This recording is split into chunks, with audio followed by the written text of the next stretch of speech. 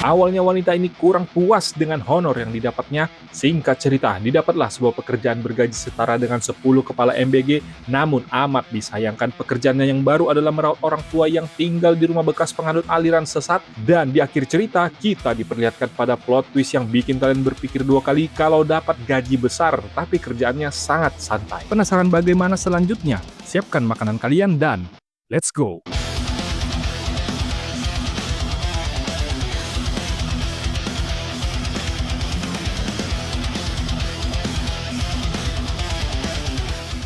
Something must speedily be resolved upon once in the gathering evening in the frosty fog. Cerita bermula dari seorang perawat rumah sakit sedang membacakan dongeng indahnya surga kepada seorang lansia tua yang sengaja dilantarkan keluarganya karena alasan tertentu. Sangkin menikmatinya, si bapak pun. Ini Caroline, gadis umur 25 tahun di mana hidupnya sebatang kara tinggal di kota besar yang gajinya hanya cukup beli mie gacuan seminggu sekali, dan di koran langganannya tertariklah dia dengan pekerjaan caregiver atau pendamping lansia yang notabene-nya masih sejalan dengan profesinya. Si Caroline pun iseng mendaftar, barangkali dengan cara ini hidupnya bisa berubah. Singkat cerita, sampailah dia di rumah majikannya di mana mereka tinggal di rumah tua dengan pekarangan tidak terawat sesuai dengan brosur yang dibacanya, karena tempat ini memanglah jauh dari pemukiman dan dikenal dipenuhi dengan orang-orang anomali.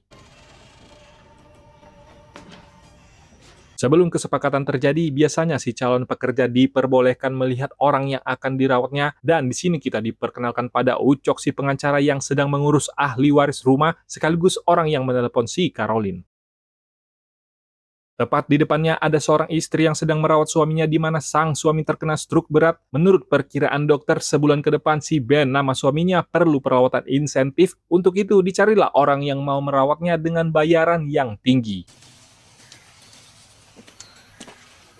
Setelah melihat kondisi orang yang akan dirawatnya, teringatlah dia dengan ayahnya di mana sang ayah semasa hidup percis seperti ini namun meninggal karena tidak ada yang merawatnya. Terlihatlah si istri baru selesai memangkas rambut sang suami meragukan si Caroline karena menurutnya si Caroline terbilang masih muda, jadi berdasarkan pengalaman di usia segitu biasanya mereka hanya tergiur dengan uangnya tapi tidak merawat si Ben dengan sepenuh hati seperti ayah sendiri. Wait, let me talk to her. Help anybody who doesn't want me help. Oh, she does. Singkat cerita, si Caroline pun menerima pekerjaan itu meskipun baginya ada sesuatu yang janggal. Berhubung dia dibayar per minggu sekitar $1.000, soal hantu dedemit atau sejenisnya itu urusan belakangan. Yang penting dia bisa beli iPhone, sebelah nyicil rumah, atau beli laptop gaming.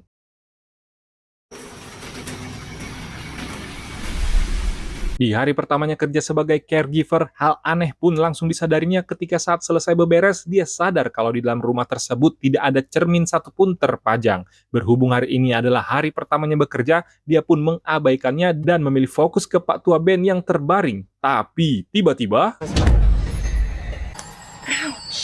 begitu si Martha muncul, tiba-tiba genggamannya pun dilepas dan seperti tidak terjadi apa-apa, si Martha pun mulai menceritakan awal mula mereka tinggal di sana, di mana pada tahun 1962 mereka membeli rumah ini dari sepasang pasutri yang terlilit hutang dan mereka bernama Martin dan Grace.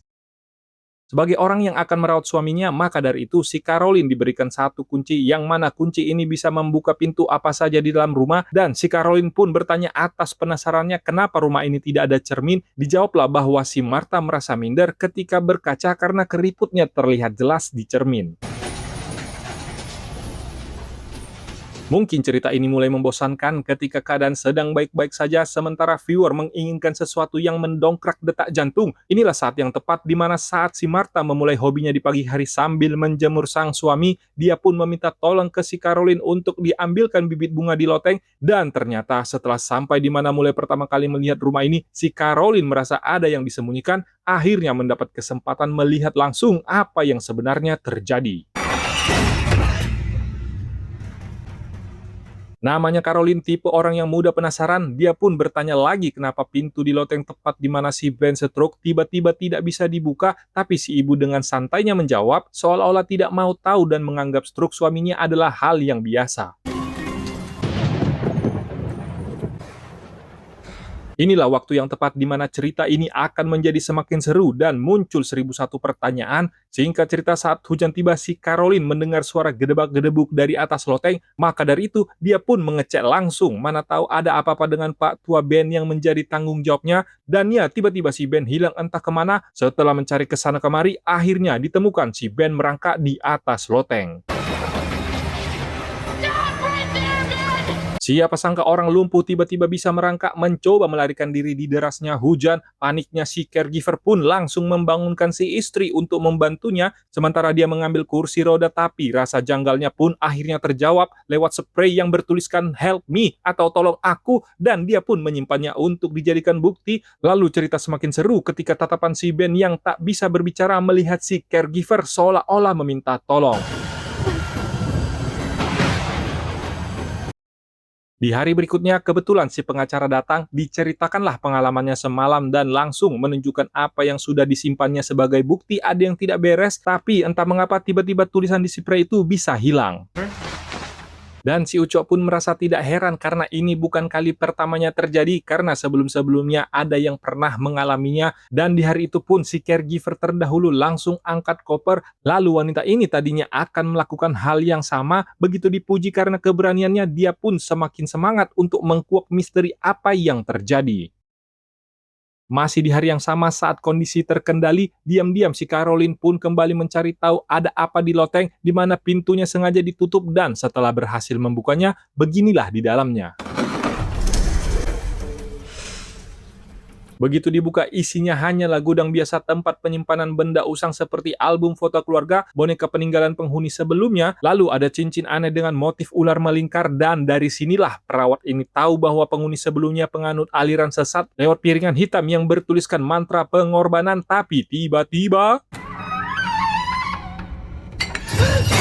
saking terkejutnya dia, sehingga terjatuhlah benda asing dari tangannya. Bersamaan dengan itu, dia pun segera bersembunyi dan mengamankan piringan hitam yang mencurigakan yang nantinya akan dijadikan bukti kuat pada si Ucok kalau rumah ini memang ada yang bermasalah.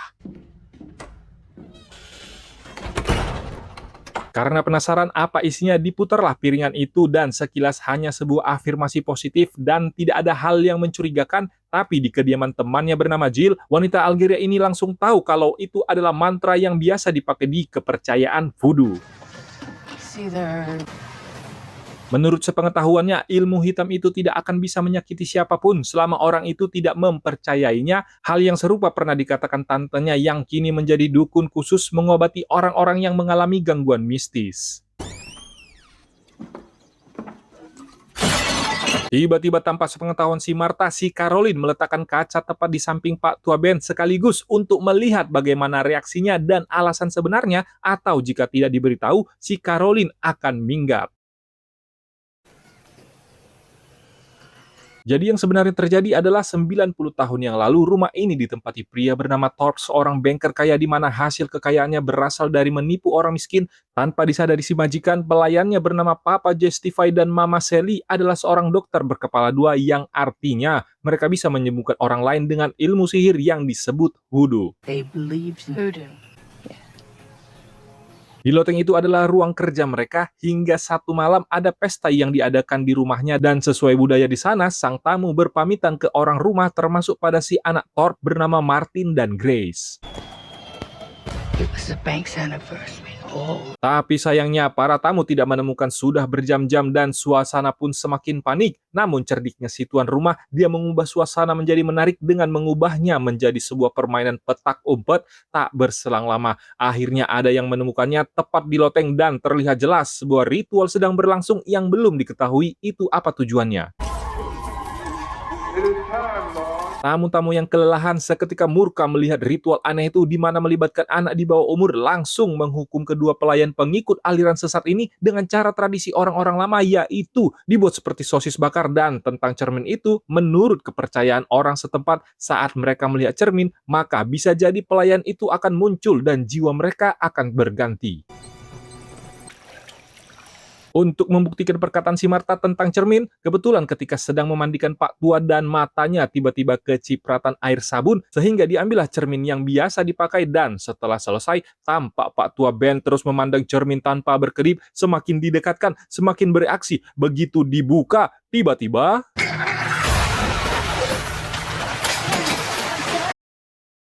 setelah melihat sendiri reaksi Pak Tua Ben, dia pun pergi ke tempat tantenya si Jill yang dibalut dengan usaha laundry. Tadinya beliau ini tidak percaya, justru kedatangannya mencurigai kalau Pak Tua Ben ada di dalam kutukan roh jahat si Justify dan Celine, sehingga dimintalah jampi-jampi anti roh jahat. Cerita mulai mengarah ke ranah mistis. Masih di hari yang sama, tak mau buang-buang waktu, di saat si Marta dininabobokan tontonan favoritnya, si Caroline mempersiapkan ritual perlepasan roh dimulai dari mengibaskan bulu ayam kintamani, lalu mengoleskan beberapa ramuan herbal, lagi-lagi. Dan inilah yang terjadi. Away. Pak Tua Ben pun mencoba memulai interaksi di mana bibirnya yang kebas tiba-tiba mengucapkan kata minta tolong. Namun di sisi lain si Caroline tidak tahu maksudnya apa, tapi yang jelas Pak Tua Ben menunjuk ke arah si Marta yang sudah di depannya. Entah itu menjadi pertanda baik atau buruk, kalau si Marta punya ilmu sihir dan sengaja menjadikan suaminya tumbal untuk roh jahat, tapi karena Pak Tua Ben menolak, mengakibatkan dirinya stroke sampai sekarang berbanding lurus ketika dia bersama si Ucok menjumpai mantan ART di mana berdasarkan pengalamannya saat berberes dia pernah melihat mantra dalam bentuk buku sengaja disimpan di kamar si Marta, dan sebelum hal menakutkan itu terjadi, dia pun merekomendasikan untuk segera pergi dan untuk tidak mencampuri urusan orang lain. Melihat kondisi Pak Tua Ben sangat mirip dengan ayahnya, si Caroline pun tidak tega meninggalkannya sendiri begitu saja dan dia pun meyakini kalau Pak Tua itu bisa sembuh dengan membawanya keluar dari rumah seperti halnya yang pernah dilakukannya.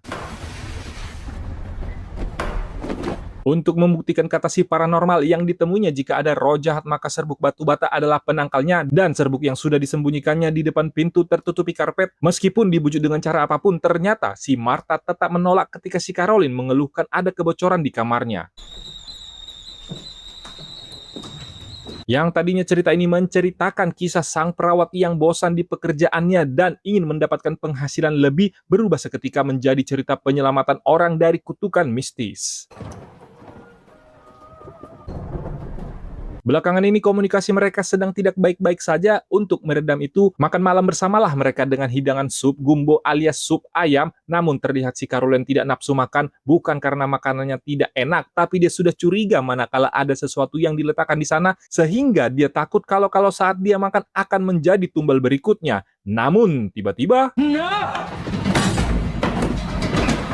saat akan merapalkan mantra, si Caroline berhasil merebutnya dan ternyata kertas itu berisi mantra perlindungan agar ketika si Marta pingsan, dia mendapat perlindungan dan inilah saat yang tepat untuk kabur membawa Pak Tua Ben keluar di tengah hujan deras. Tapi sayangnya saat akan keluar, gerbang yang tadinya tertutup pun tidak pernah kali ini. Entah bagaimana ceritanya, tiba-tiba sudah dalam kondisi terkunci. Bersamaan dengan itu, si Marta telah sadar di mana dirinya sudah diketahui siapa sebenarnya. Maka tanpa ampun, si Caroline yang gagal keluar akan menjadi bahan pemujaannya. Ya, berhubung berdampingan dengan rawa-rawa, jadi wanita ini yang telah menyembunyikan Pak Tua Ben di gudang, dia pun pergi mencari bantuan, tapi sayangnya bantuan yang dimaksud adalah ke rumah si Ucok sekaligus memberikan beberapa bukti nyata bahwa si Marta adalah pengikut aliran sesat. Miss Devereaux. Di saat si Ucok menerima panggilan dari si Marta, penglihatan si Caroline tertuju pada meja kerjanya dan betapa terkejutnya dia setelah melihat beberapa fotonya yang diambil secara diam-diam, dan lebih terkejutnya lagi bukan hanya cincin yang pernah dilihatnya saat di loteng, ada juga kunci untuk semua pintu milik si Marta dan terjadilah yang seharusnya. Good night, child. Dan ya, siapa yang tidak terkejut yang ternyata si Ucok adalah antek-antek si Marta, dan semakin terkejutlah viewer ketika tahu bahwa si Ucok saat ini bukanlah dirinya yang sebenarnya, melainkan Papa Justify alias pelayannya si Thorpe yang sudah 2 kali berganti tubuh sejak tragedi di mana saat pesta tidak ditemukannya anak si tuan rumah dan tubuh yang dibakar memang tubuh si Justify, namun jiwanya adalah jiwa milik anak si tuan rumah yang sudah tertukar bernama Grace dan Martin. Dan memang hari ini adalah hari di mana salah satu dari mereka akan berganti tubuh. Si Caroline yang sudah terjebak di pekerjaannya dengan iming-iming gaji besar justru kini dirinya masuk di perangkap aliran sesat. Disinilah plot twist atau alur cerita tidak terduga terjadi. Meskipun sudah terjatuh, terbanting, dan lututnya pindah ke samping, si Martha yang sudah tua terus mengejar mangsanya sampai benar-benar ke tempat yang diinginkannya.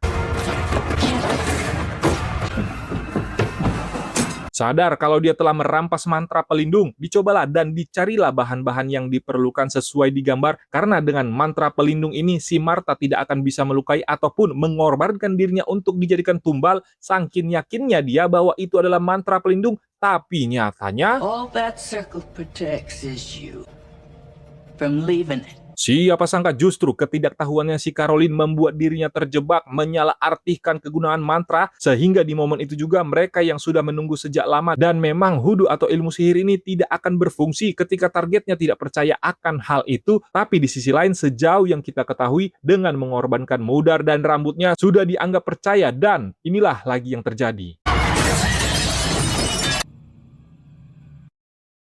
Akhirnya, ritual pengganti tubuh selesai sudah berkat penantian panjang di mana si Martha harus sabar menunggu saat si Caroline berada di titik jenuh pekerjaan lamanya dan tergiur dengan gaji yang tinggi, sementara si Martha diuntungkan dengan tubuh wanita 25 tahun di mana tubuh ini masih muda, lebih cantik, tidak seperti yang lalu yang mana dirinya terjebak di badan wanita tua, terlebih saat jatuh tadi beberapa tulangnya telah bergeser. There, Caroline. Di akhir cerita, seluruh rencana memang sengaja dibuat seolah-olah ada sesuatu yang dirahasiakan di dalam rumah itu, justru membuat si pendatang akan penasaran dan mencari tahu. Namun di saat rasa penasarannya bergejolak, disitulah kesempatan si Martha dan si Ucok memanfaatkan situasi untuk bertukar jiwa, dan Ben adalah suami si Martha yang sebenarnya sebelum jiwanya gagal tertukar, namun Ben sengaja dibuat stroke agar dia tidak menceritakan yang sebenarnya pada orang lain. Dan terakhir, obat yang dikonsumsi selama ini adalah bukan obat penyembuh, melainkan obat pelemas otot dan syaraf. Adios, amigos.